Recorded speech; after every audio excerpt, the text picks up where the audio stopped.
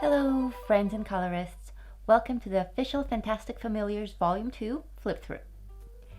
I'm your host, Lisa Mitrakin, artist and creator of this volume, and I will take you on a page-by-page journey of what's inside this new book.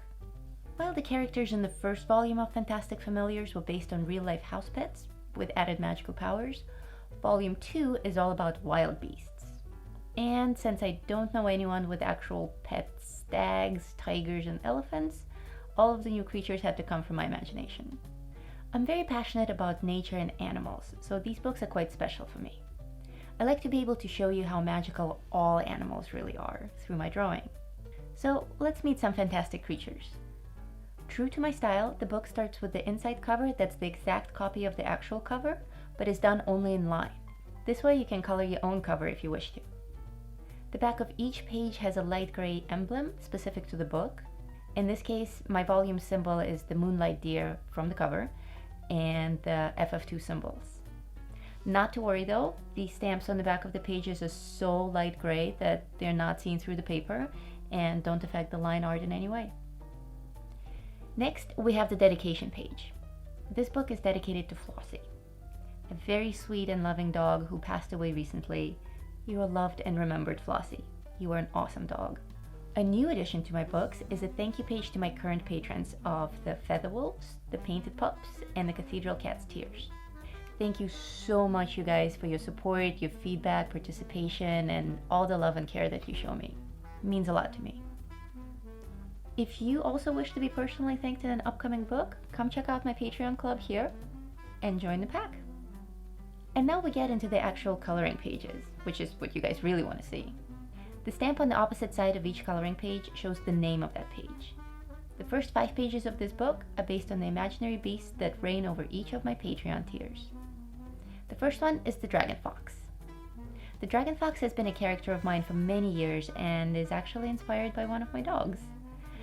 This is the first time the Dragon Fox appears as a coloring page though. Next, we have the Featherwolves. These characters came to be as a result of an event that we had at Tulm. The winner of the event got to request a magical beast coloring page, and she requested a protective winged mother wolf. Incidentally, that colorist is now one of my Featherwolves on Patreon. Painted Pups. This is my favorite page in the whole book. I love dogs, and these are based on African painted dogs that are just an incredible breed of wild dog. These pups don't need any extraordinary magical powers, other than being painted, because they're miraculous creatures just the way they are. Moving on to Cathedral Cats. These characters have been around for a couple of years now. The original version of Cathedral Cats was a Halloween coloring page in 2017, I believe, and it's one of my most popular pages. But since I don't know any colorist in my group who hasn't colored the original cats already, I felt that they could use an upgrade. This new version has more detailed and elegant cats and an all-new rose window. And for the final patron-inspired creature, we have the moon mice. They are a bit loony, but very friendly and always up for an adventure. Holy cow! No, really, this cow is holy. See the halo? Couldn't resist that one. I know that cows aren't actually wild beasts, but they're not pets either, usually.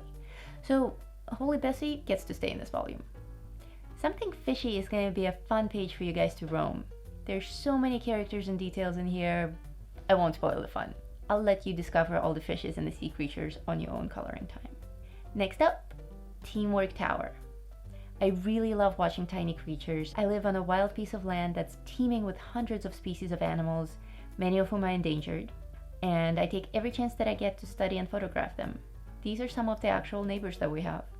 Snakes get a bad rep, but they're also beautiful and incredible creatures who usually just want to be left alone. Here in Paradise Falls, we have beautiful local serpents that are called the Chilean long-tailed snake. Chile's not very imaginative when it comes to animal names. Anyway, have fun untangling this one. Mr. Magpie. We don't have magpies here, but I did see a lot of them when I was growing up. And true to their reputation, they do love all things shiny. This is a great page to practice your gemstones and other sparkly trinkets. The Butterfunt is a very rare cross of an elephant and a butterfly. Unfortunately, they can only fly in infancy before they gain all that adult weight. Still, the wing ears are magnificent and help them keep their balance. Fire Stripes is a Japanese fire-breathing tiger. He probably doesn't need any more explanation than that. Deer in the Moonlight is the image that ended up being my cover illustration. I've always been fascinated with antlers and how much they resemble trees. But this deer doesn't just have cherry trees for antlers. He also carries his own moonlight with him. Moving on to Map of the World. Turtles are magnificent. Plain and simple. Have you ever swam with a green sea turtle? I have. It's like being in the presence of a deity. Turtles know things, I'm sure of it. I couldn't have an animal book without a fox. Foxes are very special to me, and we actually have a local fox called Freddy that lives on our property. We have shifts here now. When the dogs come into the house in the evening after playing outside all day, Freddy comes out from the forest and struts across the lawn. I'll try to get a video of Freddy for you guys. He's a beautiful fox and very confident. He greatly inspired my drawing of the Foxketeer. And of course, in a book dedicated to animals, there must be the king of all beasts. I think this dude's magical power is his vanity, and his ability to convince everyone else that he's the true king, when in reality we all know that the house cat holds that title.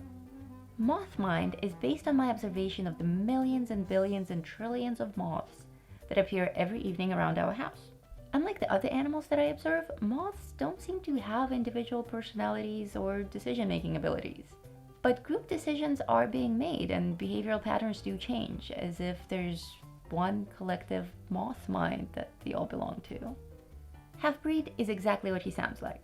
I'll let you figure out if the equestrian half of his heritage is zebra or horse, and the stripes are really from the tiger side of the family.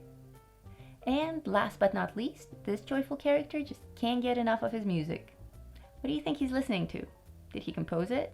What color is his music? I bet you thought the book ends here. Surprise! It doesn't. Another new book formatting tradition that I've recently adopted, based on your requests, is having 2 versions of each page. So the book starts all over again from here. Having 2 copies of each page is great for having a colored and an uncolored version of each character, for comparison.